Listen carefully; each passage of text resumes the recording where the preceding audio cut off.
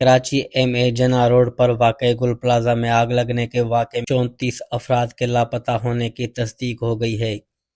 D C office میں لاپتہ افراد سے متعلق ڈیسک قائم کر دیا گیا، جس میں 34 افراد کی فیملیز نے اپنے پیاروں کی گمشدگی کی شکایت درج کرائیں۔ رپورٹ کے مطابق واقعے میں اب تک ایک فائر فائٹر سمیت 6 افراد جاں بحق اور 30 کے قریب زخمی ہو چکے ہیں۔